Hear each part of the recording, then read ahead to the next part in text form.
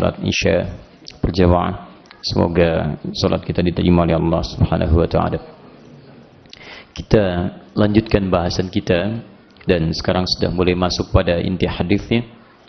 Setelah diketahui bahwa Allah dan Rasul-Nya menuntut kita untuk menghadirkan bakti terbaik pada orang tua, sekalipun dalam kondisi yang mungkin sulit untuk menampilkan itu, tapi kita diminta untuk berusaha maksimal seperti orang tua kita memberikan yang terbaik saat kita kecil. Maka kita teruskan bahasannya sekarang, bagaimana cara menampilkan bakti itu kepada ayahanda kita. Sebelum saya mulai bahasan itu, maka saya ingin coba bacakan satu hadis lagi yang senafas dengan yang tadi, tapi ada penekanan kalimatnya. Karena hadis 5 dengan ke-6 itu memiliki kemiripan, tapi ada perbedaan diksi untuk penekanan di situ. Saya bacakan dulu, setelah paham baru kemudian kita uraikan. Hadis yang ke-6 derajatnya sahih.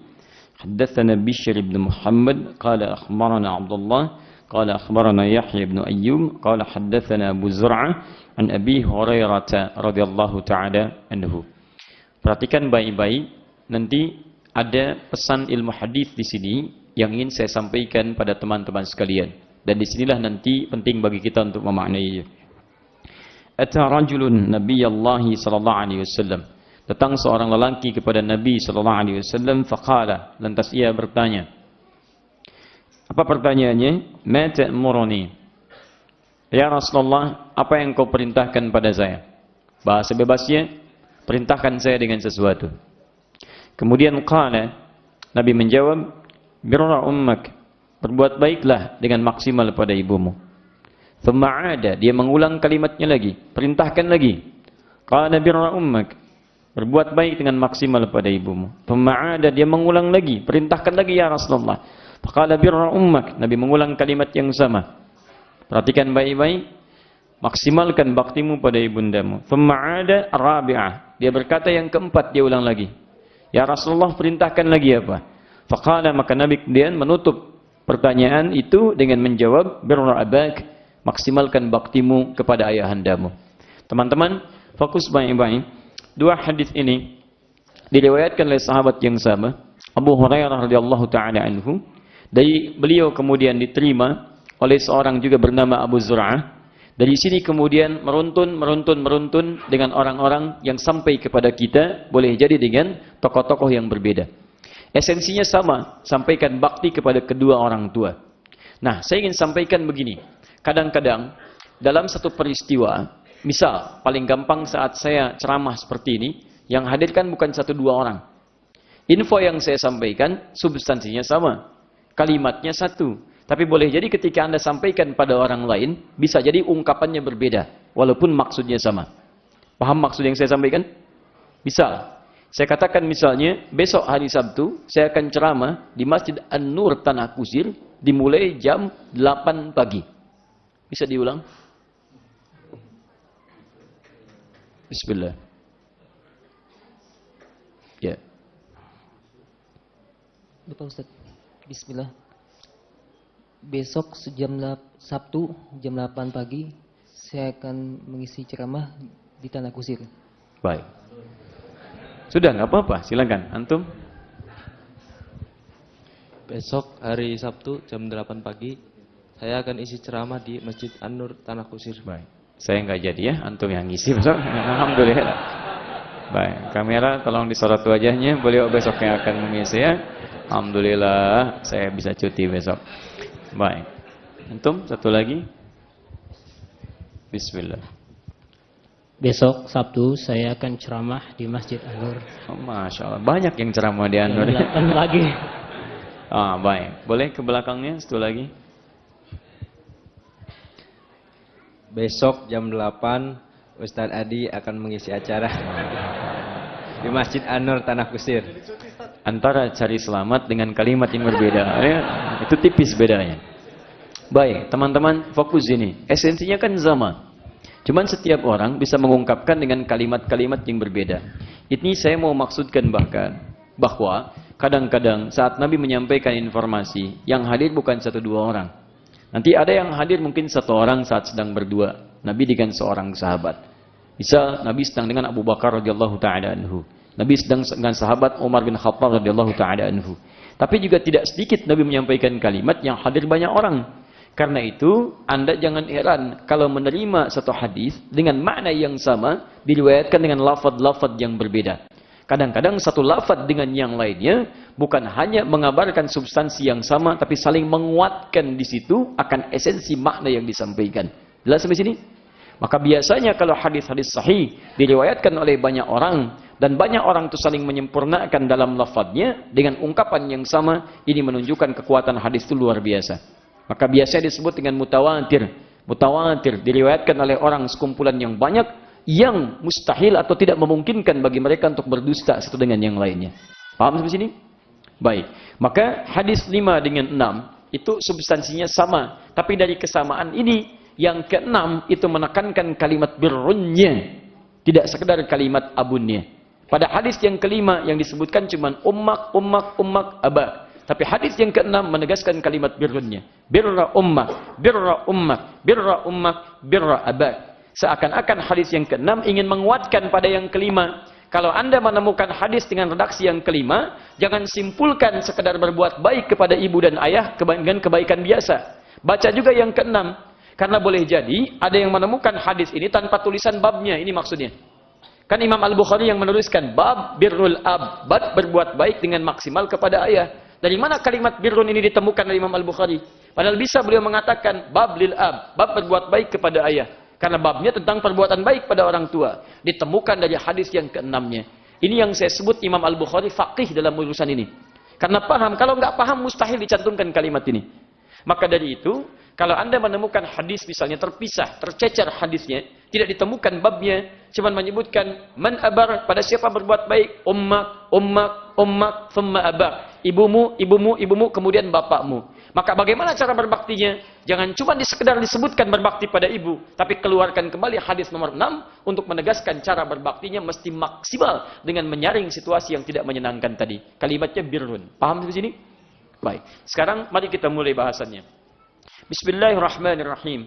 Teman-teman sekalian, di dalam Al-Quran, seorang ibu dengan ayah itu ditampilkan oleh Allah kewajiban dan sisi perawatan kepada anaknya dengan tampilan yang luar biasa. Kekhususan yang melekat pada keduanya tidak ditemukan satu dengan yang lainnya. Ibu memiliki 3 kekhususan, ayah memiliki 1 kekhususan. Apa yang melekat kepada ibu? Teman-teman sekalian, ada 3 hal yang kemarin saya sebutkan yang tidak dimiliki oleh ayah.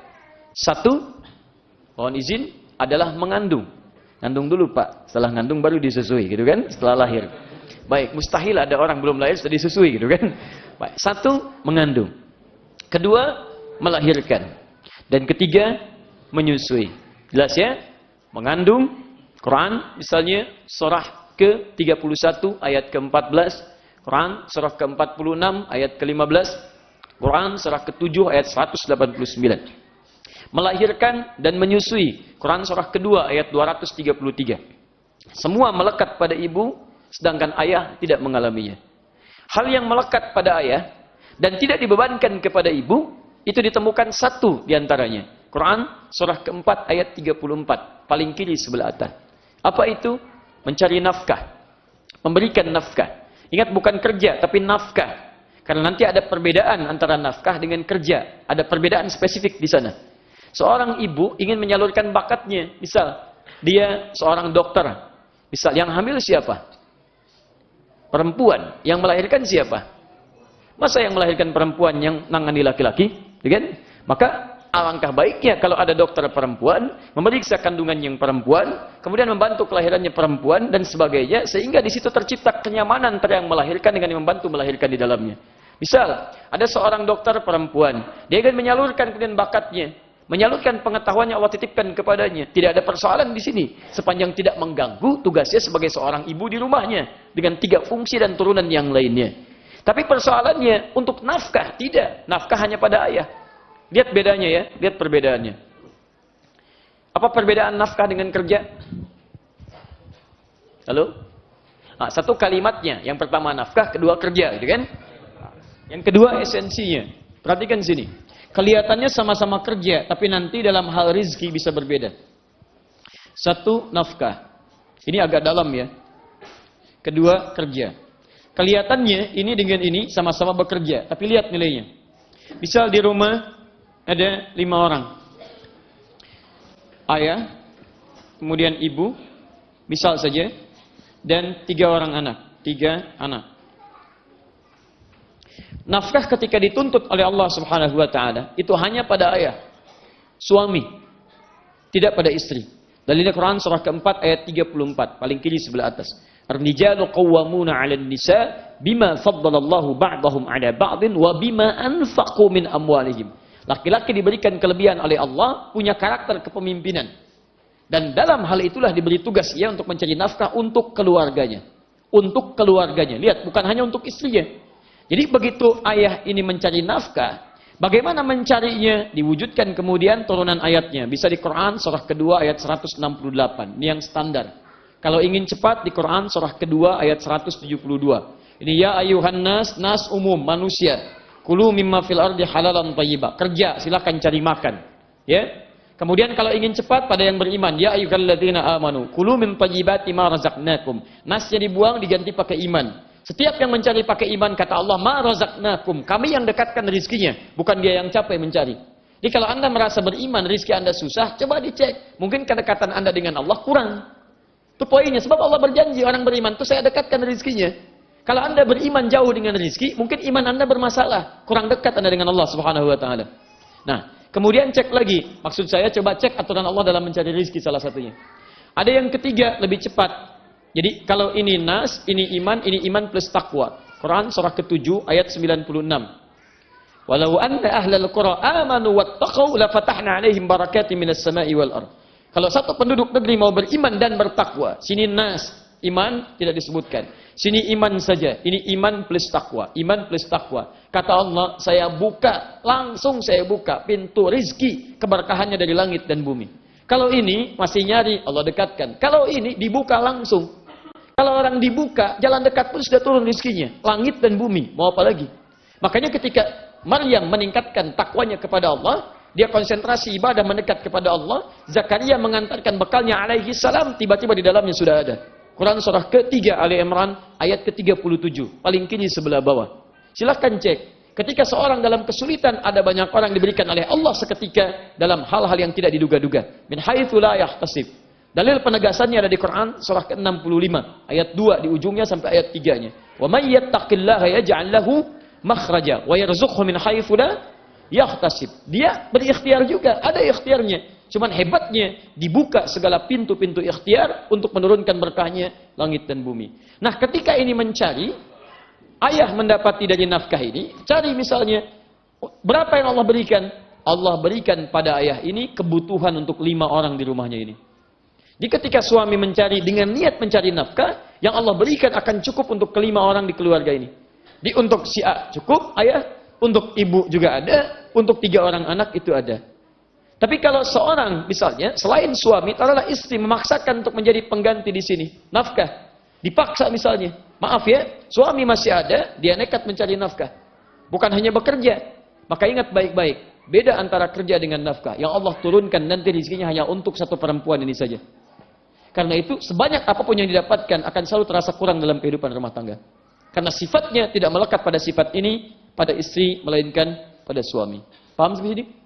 Nah, jadi ini yang saya maksudkan, sifat nafkah hanya melekat pada ayah, tidak melekat pada ibu. Karena itulah kemudian ketika ayah dapatkan, bukan cuma untuk dirinya, ada untuk istrinya, ada untuk anaknya, untuk anak-anak difikirkan. Kadang Masya Allah, mohon maaf ya, demi Allah saya katakan, ada sesuatu yang tak terlukiskan. Kadang-kadang anak belum lahiran, bapaknya udah nyiapkan sampai dengan persiapan sekolahnya. Ini begini, ini untuk kampusnya, ini investasinya, ini tanah sekian, rumah ini untuk si kakak, rumah ini untuk si adik. Padahal anak aja belum lahir yang pertama. Dan luar biasa. Kemudian cari lagi, maksimalkan lagi. Jadi ketika Allah berikan, akan cukup untuk satu keluarga. Tugas ayah di situ. Paham sampai sini? Nah, karena itulah kemudian, ketika Allah menyebutkan laki-laki sekali di Quran, bukan berarti Jauh lebih mulia ibu di sini bukan. Bukan berarti tidak dihormati ayahnya, itu maksud saya. Ibu mulia dengan segala pengagungannya. Kenapa disebutkan 3 kali? Salah satu alasannya tadi, melewati 3 fase yang tidak dilakukan oleh laki-laki. Plus juga pada saat itu perempuan sering direndahkan oleh kalangan jahiliyah. Kadang-kadang nggak dianggap. Tidak dianggap. Bahkan dalam kekinian, orang-orang yang sedang mengatakan, maaf, penyetaraan gender, angkat, samakan, keadilan, dan seterusnya. Teman-teman, pembuktian dalam praktikalnya kadang-kadang berbeda. Dalam kepercayaan di Yahudi itu perempuan nilainya 0. Dalam ibadah, kalau nggak ada laki-lakinya. Jadi kalau ke sinagog misalnya ada perempuan, tidak ada satu laki-laki, maka ibadah belum bisa dilakukan. Kecuali baru ada satu laki-laki, baru di situ kemudian bisa berlangsung ibadahnya. Dalam kepercayaan yang lain, mohon maaf, perempuan direndahkan. Jahiliyah baru lahir kemudian langsung dieksekusi, kubur hidup-hidup.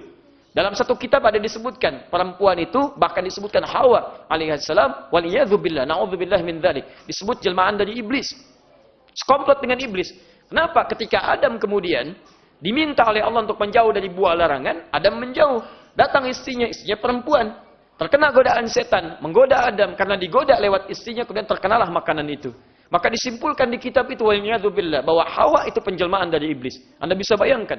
Di tempat lain, perempuan disebut penjelmaan dari iblis. Di tempat lain, perempuan tidak bernilai. Saat suasana seperti itulah, Allah mengangkat derajat perempuan untuk dihormati oleh kalangan masyarakat pada saat itu. Jadi jangan bicara dan jangan ajari orang Islam tentang keadilan dalam memperlakukan gender. Jangan ajari. Karena orang Islam yang pertama kali datang dengan Quran dan Sunnahnya untuk mengangkat derajat perempuan. Orang Islam yang mengangkat ketinggiannya. Orang Islam yang kemudian menepikan pelecehan pada perempuan. Silahkan cek. Apakah syariat poligami merendahkan perempuan? Lihat dulu sejarahnya. Dulu perempuan itu mudah sekali diabaikan, dinodai, dipersunting seenaknya. Perhatikan misalnya pada zaman kekaisaran di Cina. Berapa banyak perempuan jadikan selir. Ada yang satu kaisar, 1000 pak selirnya. Kebayang tiap malam, kemana dia hinggapnya itu kan? Dan sebagainya, ya, dan seterusnya. Itu luar biasa. Ya, silahkan cek. Zaman jahiliyah enak aja. Nikah sampai 9, 10, 12, 24. Datang Islam, memberikan keterangan. Batasi, hormati, hormati, hormati. Dulu nggak punya hak untuk warisan. Begitu masuk dalam nilai keislaman, berikan haknya. Berikan haknya. Di Islam datang tuh mengangkat martabat. Mengangkat. 3 kali di sini punya 2 konteks penilaian. Konteks pertama menghormati nilai kemuliaan perempuan yang tidak dimiliki laki-laki. Konteks kedua mengangkat harkat perempuan dalam kalangan masyarakat pada saat itu. Jelas sampai sini? Nah, laki-laki pun ditetapkan oleh Allah kemuliaannya. Apa itu kemuliaannya? Walaupun disebutkan sekali, tapi sekali ini punya peran terhadap perempuan plus seluruh anggota keluarganya. Silakan. Jadi seakan-akan 1 ini sama dengan berbanding 3. Bahkan bisa lebih. Jadi jangan katakan ketika ibu misalnya 3, Anda katakan berarti lebih unggul perempuan, kata ibu-ibu, dibandingkan laki-laki. Maka Anda punya alasan di sini. 1 ini bahkan melebihi 3 kemuliaan ibu. Karena langsung berisi kepada anak-anaknya. Paham sampai sini? Maaf Bu ya, edisi kemarin kan saya angkat ibu. Sekarang kita gantian ya. Nanti setelah itu disamakan pada hadis yang ke-7. Statusnya jadi sama ya. Jadi kan ini kita bolak-balik dulu ya. Supaya ada gairah kita untuk belajar. Baik. Paham sampai sini? Jadi walaupun disebutkan sekali, Anda jangan di situ kemudian pesimis. Ya cuman sekali.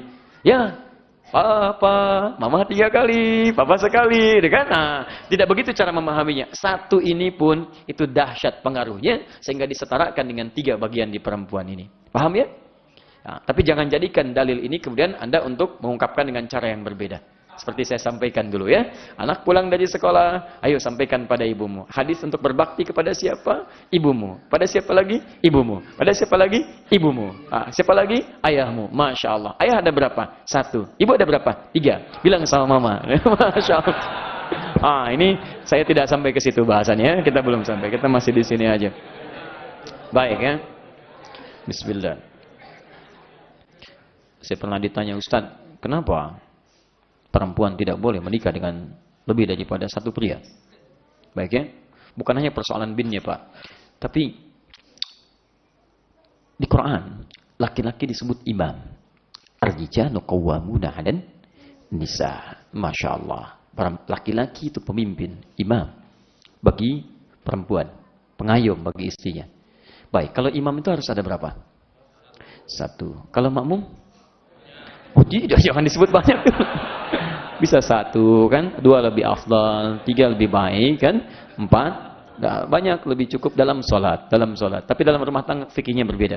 Tolong jangan dipotong ya, kali video saya jangan dipotong, karena pembahasan kita bukan di situ. Ya, pembahasan kita bukan di situ. Nanti lain waktu kita bahas kembali. Ya. Hanya itu untuk memberikan gambaran ringan saja. Jadi kembalikan bahwa kenapa di sini laki-laki disebutkan sekali ayah. Bukan sekedar tidak mengalami fase seperti perempuan tadi, tapi kemuliaannya satu bisa berbanding dan berdiri lebih daripada yang lainnya. Paham sampai sini? Maka di sini kita disentuh oleh Al-Quran. Hei kamu, yang dagingmu tumbuh dari peluh ayahmu. Hei kamu, yang suksesmu tumbuh dari keringat bapakmu. Dari cangkulan tangan bapakmu. Dari keringat yang mengalir dan kerontang ia dalam mencari untuk mencukupkan kebutuhanmu. Sekarang kamu telah tumbuh dewasa. Punya penghasilan sendiri. Bahkan dianggap sukses melebihi yang lain. Dalam keadaan demikian, masihkah engkau ingat tentang perjuangan orang tuamu itu? Terkhusus ayahandamu. Karena itu teman-teman sekalian, mari kita lihat di sini uraian ayat-ayat Al-Quran yang barangkali belum dicantumkan di hadis ini karena membahas tentang hadis. Saya ingin turunkan beberapa bagian betapa Allah Subhanahu wa taala mengingatkan kita bagaimana perjuangan orang tua atau ayah mencari nafkah untuk kita semua. Baik teman-teman sekalian, sesi yang kedua, setelah paham kenapa disebutkan sekali, maka kita mulai pada sesi yang kedua. Perjuangan mencari nafkah orang tua tidak hanya sekedar untuk istrinya, bahkan untuk anak-anaknya. Mendapatkan porsi pembahasan yang sangat luar biasa dalam Al-Quran. Bahkan, mohon maaf, tidak jarang porsi itu pun disandingkan dengan penekanan dari ayah untuk memberikan perhatian kepada anak-anaknya dalam masa untuk pencarian nafkah yang dimaksudkan. Saya mau masuk kepada nafkah dulu. Satu, perhatikan baik-baik. Quran sudah dituliskan. Surah keempat ayat 34. Turunannya Quran surah kedua ayat 168. Turunannya Quran surah kedua ayat 172. Turunannya Quran surah ke-7 ayat 96. Teori umumnya di Quran surah ke-51 ayat 22. Ini sudah sering saya bahas. Sudah? Lalu diberikan kepada anak. Fokus. Bahkan dimulai sejak dalam kandungannya. Dimulai sejak dalam kandungan. Dipersiapkan Quran surah ketiga Ali Imran. Saya langsung contoh Imran menyiapkan Maryam. Ayat 35 sampai 37. Jadi ketika istrinya bernazar, suaminya menyiapkan untuk mewujudkan nazarnya. Kemudian saat dilahirkan, sudah menyiapkan nafkahnya. Quran surah kedua ayat 233 sampai usia 2 tahun. Saat dia menjelang baligh, bahkan yang menyiapkan pendidikan, bapaknya mencari lagi. Quran surah ke-31 ayat 13 sampai dengan ayat ke-19-nya. Sudah? Saya percepatlah. Bahkan ketika dia mau menikah pun, bapaknya juga yang masih menjadi wali baginya. Bahkan bukan sekedar wali. Siapa yang paling pusing untuk memikirkan tempatnya? Siapa yang paling pusing untuk bisa mengundang orang-orang sekitarannya? Siapa yang paling pusing untuk mendiskusikan bagaimana acara berlangsung dengan lancar? Quran surah kedua Al-Baqarah ayat 221-nya. Bahkan ketika rumah tangga bermasalah, siapa kadang-kadang yang jadi tumpuan untuk menjadi pengayom dan memberikan perlindungan dalam rumah tangganya? Quran surah keempat ayat 35. Sudah? Maksud saya, kalau Anda sedang punya masalah dengan ayah, cobalah ingat-ingat ayat-ayat ini, sehingga membuat kita sudah lebih banyak merenung dibandingkan mempersoalkannya. Pertama, mari kita lihat.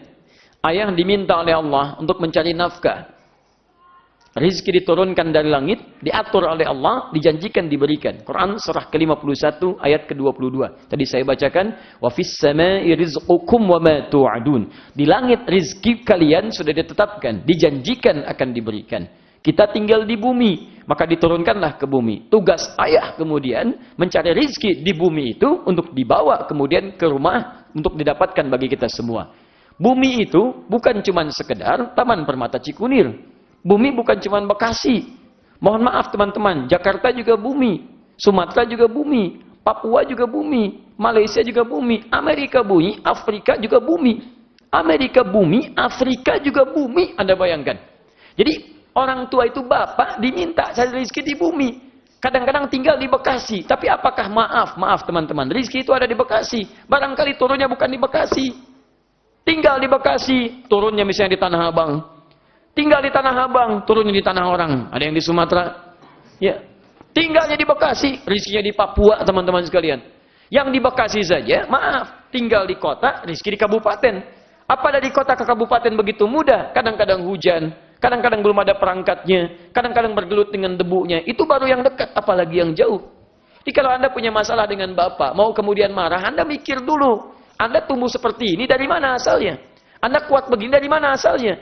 Apa jangan dikira Bapak datang bawa uang saja? Bagaimana perjuangannya dalam mewujudkan uang itu bisa didapatkan? Paham sampai sini? Jadi, Anda aja mau ke taklim, dapatkan hujan, perjuangan demikian. Lain kali, saat Anda berangkat kemudian hujan, coba pikir-pikir bagaimana ayah kita mencari dalam suasana seperti itu. Itu poin pertamanya. Baik, apakah kemudian langsung dapat? Tidak, karena ada aturan. Kata Allah yang dicari hanya yang halal saja. Quran surah kedua ayat 168. Ya ayuhan nasu kulu mimma fil ardi halalan thayyiba. Apa dikira mencari rezeki yang halal itu mudah? Belum tentu. Banyak tantangannya, banyak godaannya. Kadang-kadang berseliweran dengan tantangan. Ada yang ingin menyungkurkan, ada yang ingin menyingkirkan. Anda mau kerja, peluangnya berhadapan dengan berapa orang? Seperti Anda punya peluang untuk mencium Hajar Aswad. Apa cuma Anda aja yang nyium? Tidak. Kanan kiri banyak orang yang mau nyium. Kadang-kadang bagaimana cara menciumnya? Tidak mudah perjuangannya. Ada yang dorong, menyingkirkan, menyungkurkan, nabrak macam-macam. Dan kebanggaannya luar biasa ketika mendapatkan itu. Masya Allah, cerita sana, cerita sini. Perjuangannya seperti itu, tawaf berputar. 7 kali. 7 kali. 7 hari dalam sepekan. Anda berputar sambil berzikir, sambil memohon. Dan dibatasi. Nggak boleh yang haram ya. Harus yang halal, harus yang halal, harus yang halal. Bahkan diancam. Ketika seorang orang tua bawa nafkah ke rumah dengan yang haram, maka yang haram itu akan masuk ke dalam perut setiap anggota keluarganya. Bukan cuma menjadi benih-benih neraka. Tapi akan menutup segala pintu-pintu pengabulan doa. Ingat baik-baik. Karena Nabi pernah mengisahkan seorang lelaki.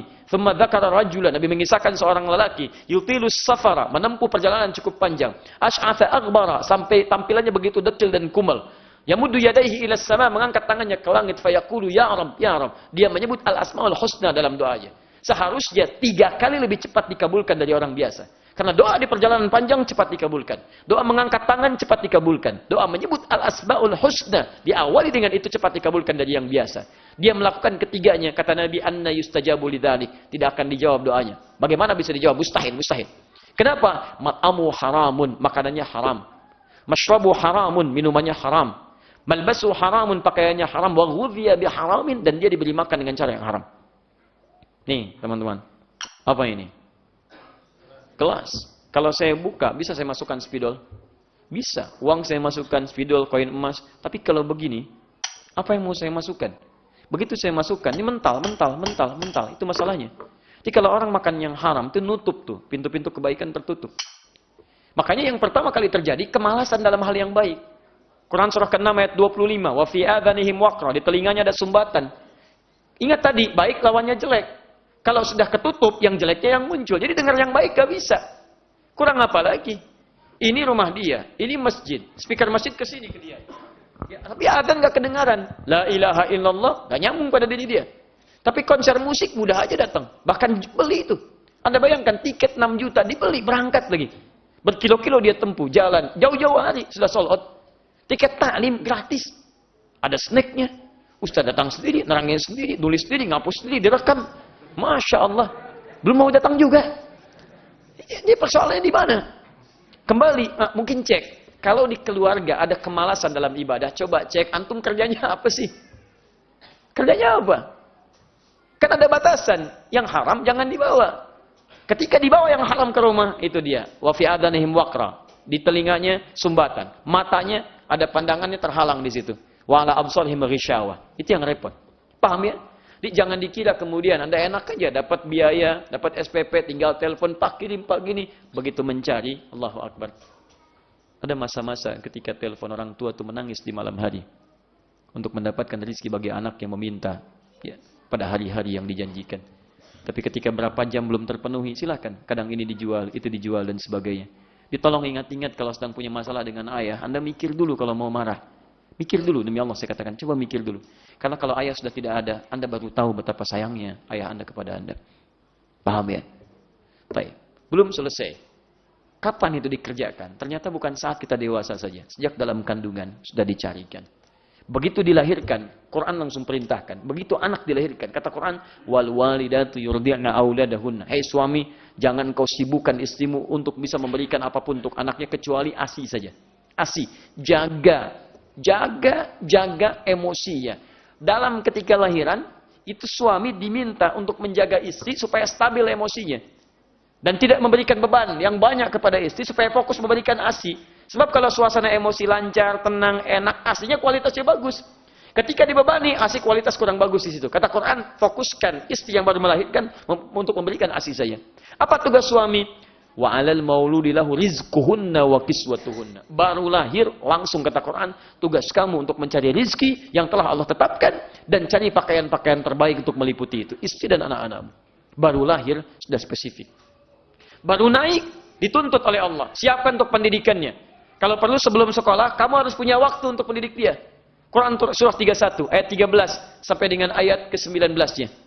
Baca surat Luqman. Luqman itu laki-laki perempuan? Halo? Laki-laki. Luqman laki-laki, bukan perempuan. Luqman sekali lagi, Luqman laki-laki, bukan perempuan. Tahukah Anda ketika turun surah Luqman, apa ayat yang paling penting di situ? Dialog Luqman dengan anaknya, bapak dengan anak. Apa dialognya? Diminta pendidikan tauhid. Ya bunayya la tusyrik billah. Diminta pendidikan ibadah salat. Ya bunayya aqimis salah. Diminta bakti kepada kedua orang tua. Wassainal insana biwalidayhi hamalatu ummu dan seterusnya ayat. Diminta kemudian untuk berjalan dengan baik. Wala tamshi fil ardi maraha. Itu pendidikan akhlak.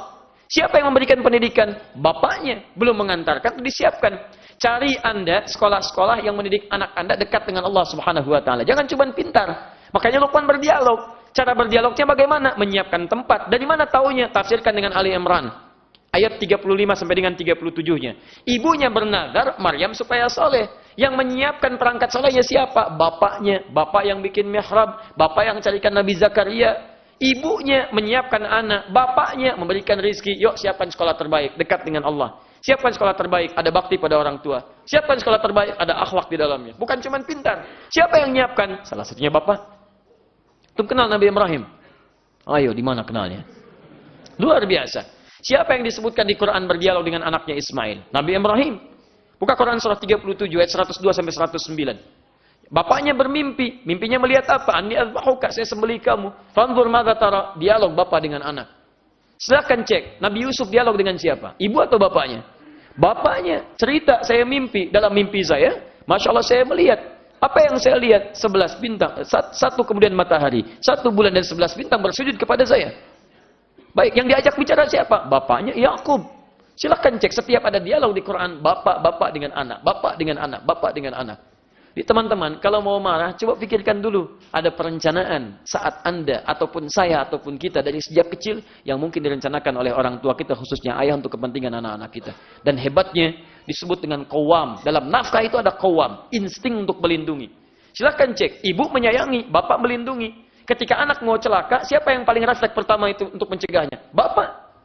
Silakan Anda buka YouTube, cari video tentang kepedulian ayah terhadap anak. Anda akan temukan. Begitu roda mau jatuh, bapak yang gerak. Begitu anak terpeleset, bapak yang ngangkat. Begitu ada benda-benda yang kemudian bisa berpengaruh pada keburukan, bapak yang pinggirkan. Ibu tugas kasih sayang, bapak tugas perlindungan. Lu pada saat itu kemudian tega Anda meninggalkan ayah Anda dan meninggalkannya di panti jompo. Anda siapa? Bapak Anda merawat Anda. Kenapa setelah dewasa diberi peluang untuk berbakti dan membalasnya, Anda tinggalkan begitu saja? Anda siapa? Maka dari itu teman-teman sekalian, mari kita merubah cara berpikir kita. Kata Nabi, birra abak. Bapakmu sayangi. Bapakmu punya perencanaan. Bapakmu yang mencari nafkah. Bapakmu yang menggandeng engkau. Bapakmu yang melindungi. Saat engkau dijahili teman-teman, bapakmu yang tampil. Dia datang. Dia datang untuk melindungi. Dan Anda di situ berlindung di baliknya. Begitu luar biasa Anda mendapatkan kasih sayangnya. Dan di mana kita selama ini? Maka itu yang mau ditampilkan. Oleh karena itu, bukan cuma kita. Tapi ibumu yang 3 kali disebutkan dirawat oleh bapakmu. Kakakmu dirawat oleh bapakmu. Adikmu dirawat oleh bapakmu. Dan kamu dirawat oleh bapakmu. Dan bagaimana perlakuan engkau kepada ayahandamu ketika engkau memiliki sesuatu untuk berbagi dengannya. Itu poin yang paling penting. Dan terakhir, jika kita seorang bapak tidak mendapatkan bakti maksimal dari anak, kita banyak menuntut tapi tidak mendapatkannya, apa yang salah?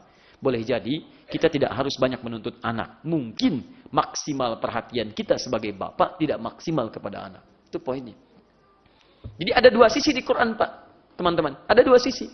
Sisi pertama, anak dituntut berbakti kepada bapak. Sisi kedua, bapak dituntut berinvestasi untuk melahirkan anak yang berbakti pada orang tua. Itu poinnya. Jadi kalau Anda mendapati anak belum berbakti kepada kedua orang tua, di akhir masa kehidupan Anda, cek dulu, barangkali saat kecil Anda tidak siapkan anak Anda untuk berbakti. Anda hanya siapkan dia jadi orang hebat. Jadi pemimpin, jadi bos, jadi direktur, jadi mudir, jadi macam-macam. Tapi Anda nggak siapkan dia jadi anak berbakti kepada Anda di kemudian hari, itu masalahnya. Saya kasih contoh begini. Kenal Nabi Ibrahim? Ayo kenal lagi. Ya? Luar biasa. Nabi Ibrahim menikah dengan Sayyidah Sarah. Kemudian menikah dengan Sayyidah Hajar. Ya? Setelah itu dari Sayyidah Hajar melahirkan anak Ismail alaihissalam. Lahir di mana? Lahir di mana? Kanaan. Tahu Kanaan? Lampu merah, sono dikit. Ya? Pakai pesawat naik nyampe ke Palestina. Di Palestina lahirnya. Kemudian setelah lahir diminta untuk ditinggalkan di satu tempat. Ya, Quran surah ke-14 ayat 37. Biwadin ghairi dhi zar'in 'inda baitikal muharram. Tinggalkan satu tempat yang gersang, tandus tapi di sisi rumah Allah. Baik, singkatnya di Mekah. Mekah itu tandus saat itu belum ditemukan air dan seterusnya. Tumbuhan tidak tumbuh. Teman-teman, fokus baik-baik. Ibrahim kemudian berumah tangga, lahir Ismail, lahir di Palestina. Singkatnya begitu. Tapi kemudian mesti dipisahkan sampai ke Mekah. Jarak Palestina ke Mekah berapa lama? Ya, kalau dulu belum ada pesawat ya. Saya ilustrasikan kalau pakai bis saja kurang lebih sehari 2 malam, kurang lebih. Ya, coba ilustrasikan kalau Anda jalan kaki dari Palestina ke Mekah. Saya ini Palestina, Palestine, ke Mekah. Jalan kaki berapa lama? Yuk kita ilustrasikan. Ini Ibrahim alaihissalam, ini Ismail dan ibundanya alaihissalam. Fokus ini. Lihat baik-baik. Ibrahim Nabi bukan? Alaihissalam. Nabi. Rasul bukan? Rasul. Baik. Apa gelarnya? Khalilullah. Gelar pertama. Ya. Wattakhadallahu Ibrahim khalila.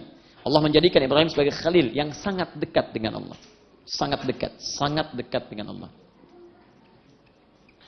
Baik, Abul Anbiya, bapaknya para nabi. Karena dari keturunan yang kelak, kemudian banyak yang menjadi nabi. Bapaknya para nabi. Dijamin surga tidak? Dijamin surga, Masya Allah. Dijamin surga. Dah, sampai sini dulu. Ibrahim suami bukan? Suami dari istrinya. Kemudian ayah bukan?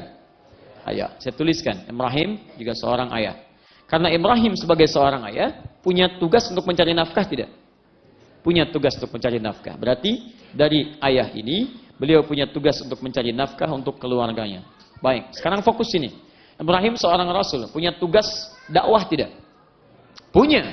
Bahkan dalam dakwahnya banyak sekali tantangan dihadapi. Bukan cuma celaan, ada pembakaran, ada pengusiran dan sebagainya. Berarti punya tugas risalah dakwah. Baik. Sekarang perhatikan baik-baik. Dengan segala gelar yang melekat kepada beliau ini, segala keutamaannya, Rasul, Nabi, sangat dekat dengan Allah, Bapa para Nabi dijamin masuk surga. Tapi semua itu tidak menjadikan beliau harus kemudian mendapat diskon tugas dari Allah dari dua prestise ini. Sebagai seorang ayah dan Rasul. Anda Rasul, Anda tetap berdakwah. Anda ayah, Anda mencari nafkah dan perhatian kepada anak Anda. Bukankah nafkah di luar dibawa untuk diberikan kepada harta terbesar di rumah? Silakan cek. Tujuan Anda mencari nafkah, harta di luar kan supaya dibawa untuk harta di dalam kan? Itu yang paling pentingnya. Perhatikan baik-baik. Ibrahim untuk menunaikan misi ini nggak perlu disebutkan, banyak kisahnya. Tapi yang jarang diungkap untuk menunaikan misi sebagai ayah ini, Masya Allah, masih bisa punya waktu luang untuk nengok anaknya di Mekah. Jalan, nyebrang. Dalam dakwahnya nyebrang, risalah, nengok anaknya nyebrang. Makanya dalam bahasa Aramaik disebut dengan Ibrahim. Ya, dari kata Abraham, ya, salah satu maknanya sang penyeberang, karena suka menyeberang, lewat dakwah, tengok, berikan kasih sayang. Tapi dalam bahasa Arab tempo dulu disebutkan juga, itu terambil di Aramaik salah satunya dari makna Abun Rahim. Abun Rahim, Abun Rahim. Bapak yang sangat penyayang. Yang dengan kasih sayangnya, dia menembus segala medan untuk bisa memberikan kasih pada anaknya. Anda bisa bayangkan, bapak ini, Nabi, Rasul, dekat dengan Allah, Abul Anbiya, dijamin masuk surga. Di balik segala kesibukannya dalam dakwah dan nafkah, masih sempat menengok anaknya dalam perkembangannya di Mekah. Yang gak ada pesawat, gak ada bis saat itu, gak ada motor. Jalan, tengok, diberikan perhatian. Apa yang terjadi? Begitu perhatian diberikan dengan maksimal, maka ada feedback dari anak. Ada sesuatu yang terjadi di anak, punya perasaan. Bapak saya nih, lihat saya, memastikan pertumbuhan saya, memastikan kedewasaan saya. Di anak tuh punya rasa. Akhirnya apa? Allah pertemukan misinya dalam satu kesatuan. Diberi tugas Nabi Ibrahim untuk meninggikan kembali bangunan Ka'bah yang hancur di masa Nabi Nuh alaihissalam. Di sini pernah saya kisahkan. Zaman Nabi Adam kemudian ada inna awwala baitin wudi'a lin-nas, rumah pertama yang dibangunkan untuk manusia. Quran surah ketiga 96 sampai 97. Masa Nabi Nuh kena banjir, habis semua atasnya. Masa Nabi Ibrahim diminta pondasinya ditinggikan lagi. Pondasi disebut dengan qawaid, ditinggikan disebut yarfa. Quran surah kedua ayat 127. Wa idh yarfa'u Ibrahim, wa idh yarfa' meninggikan. Ibrahimul qawaid minal bait. Ketika Nabi Ibrahim diperintahkan meninggikan kembali pondasi Ka'bah yang hancur di masa Nabi Nuh itu, wa Ismail. Tiba-tiba misinya di Mekah. Diminta meninggikan bangunan Ka'bah. Naik, naik, naik. Wa Ismail. Datanglah anaknya Ismail dari belakang. Merasakan beban kerja bapaknya. Tiba-tiba mengatakan, "Pak, boleh nggak saya bantu?" Kalau dalam bahasa bebasnya. Lihat sini ya, saya ajarkan ada sedikit bahasa Arab. Kalau subjeknya disebutkan bersamaan di awal kalimat, itu artinya porsi kerjanya sama. Misal, wa idh yarfa'u Ibrahimu wa Ismailu. Subjeknya dua. Ibrahim dan Ismail. Ketika Ibrahim dan Ismail meninggikan bangunan Ka'bah, maka porsi pembangunan itu sama antara Ibrahim dengan Ismail alaihi wassalam. Tapi ketika subjeknya dipisah, yang satu dikedepankan, yang kedua diakhirkan, itu tandanya yang duluan disebutkan lebih besar tugasnya daripada yang kedua. Perhatikan di Quran. Disebutkan Ibrahim pertama, Ismailnya di belakang. Wa idh yarfa'u Ibrahimul qawa'ida minal bait wa Ismail, baru Ismail datang. Ingin menunjukkan bahwa tugas ini sebetulnya bukan untuk Ismail, tapi untuk Ibrahim.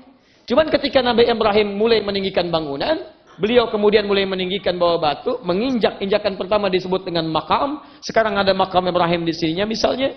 Kemudian tiba-tiba datang anaknya membawa batu. Batu disebut dengan hajar. Mulai ikut menyusun-nyusun. Ketika susunannya mulai berbentuk disebut dengan hijar. Kalau jadi ruangan disebut dengan hujrah. Kalau banyak ruangannya disebut dengan hujurat. Teman-teman tiba-tiba datang. Kalau dalam bahasa kita, "Pak, boleh nggak saya bantu?" Bikin sehingga area ini sampai sekarang disebut dengan Hijr Ismail. Teman-teman sekalian, perhatikan baik-baik. Ketika Ibrahim memberikan yang terbaik untuk anaknya, anak merasakan beban ayahnya. Begitu melihat kata anaknya, "Pak, saya bantu ya." Pertanyaan saya, lihat baik-baik. Saya, Anda, kita. Rasul bukan? Nabi bukan? Baik, sedekat apa kita dengan Allah dibandingkan Nabi Ibrahim? Ada yang punya gelar Khalilullah di sini?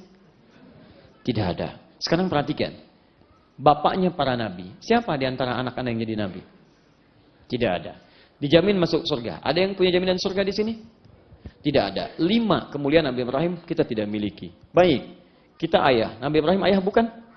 Ayah. Baik. Berarti sama-sama ayah. Kita ayah, beliau ayah. Beliau punya 5 keutamaan, kita tidak. Baik, beliau punya tugas dakwah. Kita punya tidak? Punya. Kita punya tugas dakwah, tapi dakwah kita tidak seberat Nabi Ibrahim. Karena kita bukan rasul. Perhatikan, dakwah tugas paling berat. Punya keutamaan. Tapi Masya Allah masih bisa memaksimalkan fungsi ayah sampai bisa nengok anak dengan jarak yang luar biasa. Maaf, sesibuk-sibuknya Nabi Ibrahim yang Nabi dan Rasul masih punya waktu untuk nengok dan bermain dengan anaknya. Anda siapa? Nabi bukan, Rasul bukan, jaminan surga belum ada. Kedekatan tidak sedekat Nabi Ibrahim dengan Allah Subhanahu wa taala. Gelarnya bukan Abul Anbiya. Anda sibuk apa sih?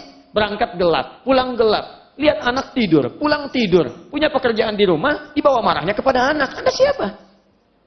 Dipantas kalau anak Anda tidak punya perhatian pada bapaknya karena bapak nggak punya waktu untuk anaknya. Itu masalahnya. Jadi kalau anak Anda tidak menghormati Anda di rumah dan mencari perhatian di luar rumah, Anda istighfar dulu. Mungkin ada yang salah dulu pada Anda, tidak memberikan maksimal pada anak Anda. Itu poinnya. Cobalah teman-teman sedikit merenung malam hari. Kenapa anak saya begini? Bukan anak saya, kenapa saya dulu? Itu poin pertamanya. Demi Allah saya katakan mustahil ada anak punya perilaku buruk pada orang tua kalau tidak ada sesuatu yang terjadi pada saat dia dirinya. Pasti ada kaitannya. Coba cek. Yang punya mobil bapaknya, yang pakai anaknya, yang nyuci siapa? Nah, saat bapak mencuci mobil itu kelihatan oleh anak, dibantu nggak? Nah, coba ingat baik-baik. Jangan-jangan bapak yang cuci, anak yang komando. Pak, ini kurang. Masya Allah. Silahkan cek.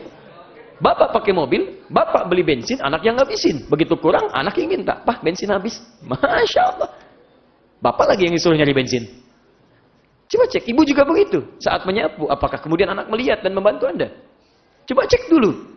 Dan indah teman-teman, ilustrasinya indah. Yang paling hebat, ketika semua diberikan oleh ayah kepada anak, bahkan anak, bukan hanya tenaganya. Nyawa pun sanggup ia korbankan dengan Allah Subhanahu wa Ta'ala. Bapak cuma mimpi, Bu. Pak, cuma mimpi. Kata bapaknya, nah, bapak tuh mimpi semalam. Bapak nyembeli kamu. Bagaimana pendapat Ananda? Pendapat Ananda. Masih nanya bapaknya. Apa jawab anaknya? Perhatikan jawabannya. Ya abatif al. Bapak. Ya abati. Pakai abati itu. Padahal dalam bahasa Arab saya pernah sampaikan. Bapak itu punya 3 panggilan. Abun, buya, abati. Abi, abun, panggilan hormat. Abi demi hormat nanda pada ayah. Buya panggilan sayang. Buya itu sayang. Bisa sayang secara hubungan genetik, bisa sayang pada aspek yang lain. Ya, misal pengetahuan. Ada seorang pengetahuannya luas misalnya. Kita sayang kepada beliau seperti kita sayang pada ayahanda kita. Boleh panggil Buya. Buya Hamka. Saya nggak pernah bertemu dan bukan ayah biologis saya. Tapi karena ilmunya luar biasa, saya sayang, saya jaga, saya panggil Buya. Jelas ya? Di Cirebon ada Buya Yahya, kan? Dan seterusnya. Karena saya sayang dengan ilmu dan sebagainya. Tayyib, teman-teman, fokus. Kalau Anda gabungkan buya dengan abi, maka jadilah kalimat jadi abati.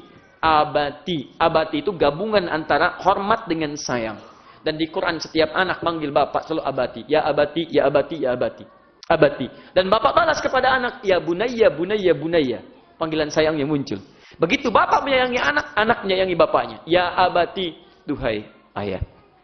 Demi hormat dan sayang nanda pada ayah.